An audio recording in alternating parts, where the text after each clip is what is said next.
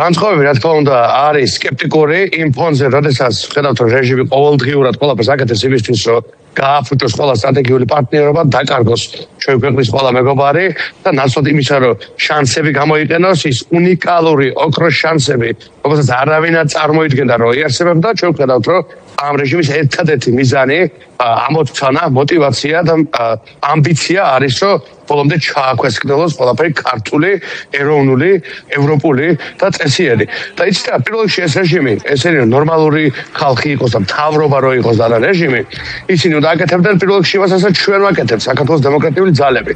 აი გუშინ და გუშინწინ ჩვენ გვქონდა ინტენსიური შეხვედრები ჰოფბურგის სასახლეში, ვენაში, ალდეს კლუბის ფორმატში შევხვდით ესტონეთის პრემიერ-მინისტრს, შევხვდით ავსტრიის საგარეო საქმეთა მინისტრს, რომელთაც 2 დღის განმავლობაში ჰქონდა არაერთხელ კომუნიკაცია, შევხვდით რუმინეთის საგარეო საქმეთა მინისტრს, ირლანდიის ევროპულ საქმეთა მინისტრს, შევხვდით პარლამენტარებს, ევროპარლამენტარებს მთელი ევროპის მასშტაბით და ვლობირებდით ჩვენი ხალხის ინტერესებს, ჩვენი ერის ინტერესებს.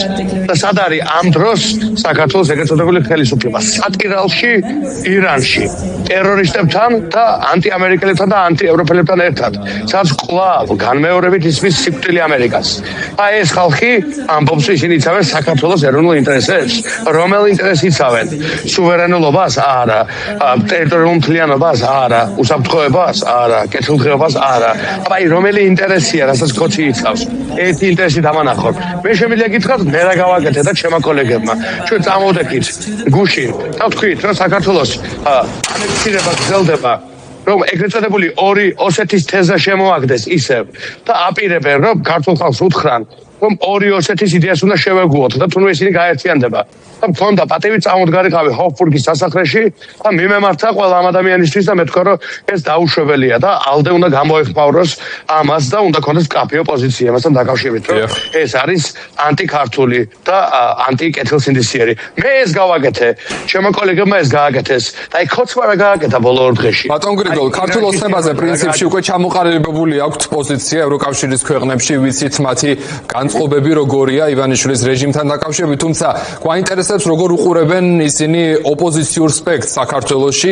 თქვენ რა ტიპის ბერკეტები გაქვთ, რომ მოახდინოთ ივანიშვილის მთავრობაზე, რაიმე ტიპის ზეწოლა, რომ მოხდეს კონკრეტული გადაწყვეტილებების მიღება, იქნება ეს რეჟიმის პატიმრების გათავისუფლება, ახალი საპარლამენტო არჩევნების დანიშვნა თუ ასე შემდეგ. ჩვენ მოგვისმენია მათ შორის არაერთგვაროვანი პოზიცია იგივე ევროპელი პოლიტიკოსების მხრიდან პარლამენტში შესვლა არ შესვლასთან დაკავშირებით და იყო გარკვეული კითხვები ბრძოლის ტაქტიკასთან მიმართებით, რომელიც გაქვთ თქვენ ოპოზიციურ პარტიებს საქართველოში ივანიშვილის პარტიის წინააღმდეგ. ამ მიმართულებით რა ტიპის განწყობები არსებობს ჩვენს პარტნიორებში? ნახეთ, ეს არის მიმართულებები, რომელიც არასდროს არის ერთგვაროვანი, იმიტომ თვითონ ამ ხალხსაც, რა თქმა უნდა, ევროპულ პოლიტიკაში აქვს განსხვავებული სტრატეგიული მიდგომები, ხო, ხშირად ამათ იმ საკითხთან მიმართებით. ასე ერთგვაროვანი დამოკიდებულება ამ თვალსაზრისით, რა თქმა უნდა, არ არსებობს. ისინი ვიყურებენ როგორც პარტნიორებს, როგორც წესიერ კომპეტენტურ ადამიანებს. ისინი ხედავენ, რომ ჩვენ შეგვიძლია განსხვავებით ქართული რეჟიმისგან მართოთ ეს ქვეყანა პასუხისმგებლობით და იმ ეროვნული ინტერესის მაღალი განცდით, რაც რეალურად წარმოადგენს ქართველი რეალური ცოცხალი ადამიანის ინტერესებს, არა მარტო საერთაშორისო პოლიტიკური კუთხით, არამედ ეკონომიკური კუთხით, სოციალური კუთხით, იმ კუთხით, რომ საგარეო და საშინაო არის პირდაპირ მასში ერთმანეთთან, ხო? ჩვენ თუ საგარეო ველიდან მოვიტანთ ინვესტიციას, მეტი ქართველი დასაქმდება. ჩვენ თუ შევძლებთ, რომ ტოპ კლასის ბრენდები შემოვიყვანოთ, ეს იქნება ჩვენი ქვეყნისთვის განვითარების ერთი მეტი საწინდარი. ჩვენ რომ ეხლა გქონდეს გამართული საგარეო პოლიტიკა, მოლდოვას მსგავსად 2 მილიარდ ევროს მივიღებთ და 2 მილიარდი ევრო კი არ მივიღეთ.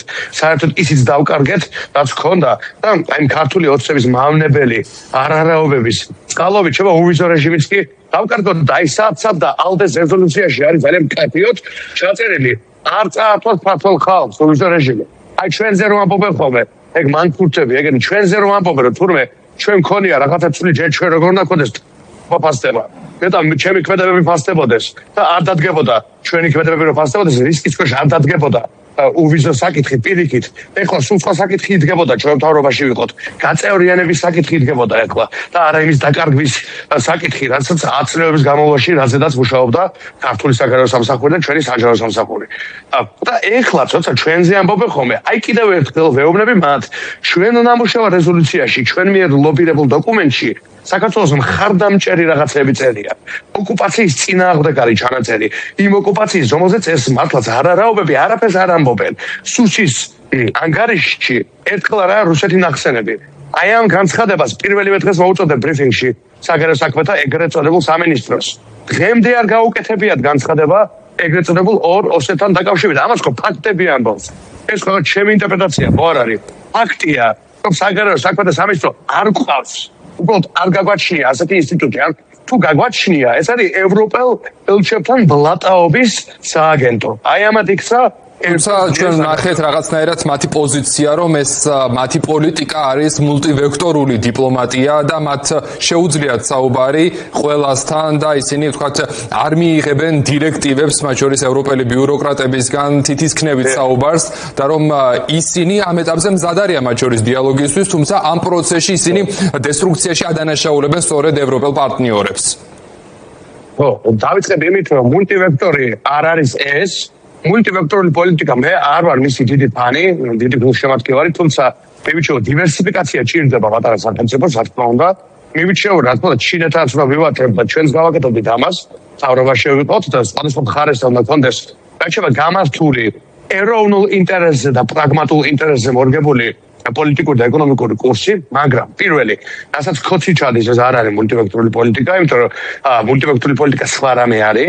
მულტივექტორული პოლიტიკა ნიშნავს, რომ სხვადასხვა წყაროებიდან მოიზიდო დაფინანსება, მხარდაჭერა, წინსვლა და ხოცური პოლიტიკა ნიშნავს, რომ ყველა მხარეს დაკარგო დაფინანსება, მხარდაჭერა და წინსვლა. აი რა არის შედეგი იზომება, ხო მულტივექტორის შედეგი რა არის ხოცურ საქართველოში? მეტი ხარეკ ვიჭერს, საერთაშორისო სფეროზე არა. აი ეს პარტნიორები, ვისაც რაღაცა თავაზობენ, როგორც ვითომ მულტივექტორულ პარტნიორებს, არც ერთმა ხმა არ ვისა საქართველოს გაეროში. ესეც ფაქტია. ეს არა ჩემი შეფასება, არც ერთმა, არც ჩინეთმა, არც ირანმა, არც სერბეთმა, არც ინდოეთმა. თუმცა ამ შემთხვევაში ქართული ოცნება ეშველიებს ისრაელის გადაწყვეტილებას, რომელმაც ასევე მხარი არ დაუჭირა. რატო გონიათ ეს რაიმეთი მათ ეხმარება? ეს აჩვენებს მაპატით პირდაპირ ეს აჩვენებს მათ იდიოტიზმს პოლიტიკური თვალსაზრისით და მეტი არაფერს. როგორ შეიძლება რომ გეგონოს რომ მულტივექტორის წარმატებული მოდელი შექმენი, როცა არც ერთი პარტნიორი არც ინვესტირებს უფრო აქტიურად ჩემთან, არც პოლიტიკურ მხარდაჭერას არ გაძლევს უფრო აქტიურად. ხო, ანუ რაში გამოიხატება მულტივექტორის რითი იზომება? მულტივექტორი ხონა გაიზომოს რაღაცაში. აი მე ვარ რიგითი ქართველი და ვუყურებ რომ კარგია თუ არა ეს საგარეო პოლიტიკური კურსი. თუ არაფერი არ მომიტანა და ყველაფერი დამაკარგინა, ანუ ისის დამაკარგინა რაც მქონდა, ახალი არაფერი არ მომიტანა.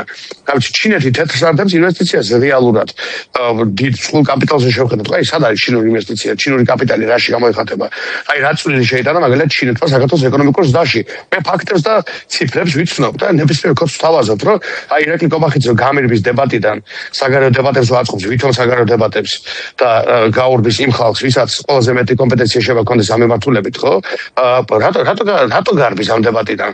აი მობრძანდეს ნებისმიერ ეთერში იმედზე, პოსტივიზე, რა ვიცი, ზიურში ამფითეატრში დავждეთ თუ უნდა და ლაივი ჩავთოთ, ნებისმიერ ფორმატში, ნებისმიერ დროს ვიდებატოთ, აბა თუ შეუძლია დებატი ფაქტებით და არ შეუძლია. არ შეუძლია და ამიტომ გაურბის ნამდვილ საგარეო დებატს.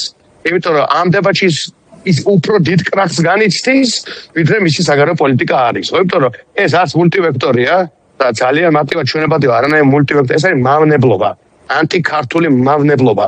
ეს არის რუსობა, რომ მოკლა ამერიკის პერსპექტივა, მოკლა ევროპული კავშირის პერსპექტივა, გაანადგურო ქართული საგარეო პოლიტიკური ლეულების განმავლობაში ნაშენების საგარეო პოლიტიკური, როგორ ვთქვათ, ქსოვილი და მე გამოვაცხარო თურმე მულტივექტორს, აი მულტივექტორს კი არა, ეს მაპატით არის ანტიქართული მავნებლობა და იდიოტიზმი. ამას ვაკეთებ და თუ ბატონ კობახიძეს ეგეთ ერთხელ თუ მას შეუძლია რომ არგუმენტით მოიგოს და აჩვენოს რატო არის ეს ამ მშვიდობაზე, ან კეთილდღეობაზე მომართული კურსი, მე პირადად დარწმუნებული ვარ არაერთი სხვა კომპეტენტური კოლეგა ნებისმიერ დროს მზად ვარ ამ ტიპის დებატში შესაძლოა, მაგრამ ის იმალება და მართავს რაღაცა საგარეო დებატის იმიტაციებს, როგორც უკვე რამდენჯერმე ვნახეთ და თუ იმიტაციებს განერიდება და რეალობაში შესვლის შნო გააჩნია, მე მზად ვარ.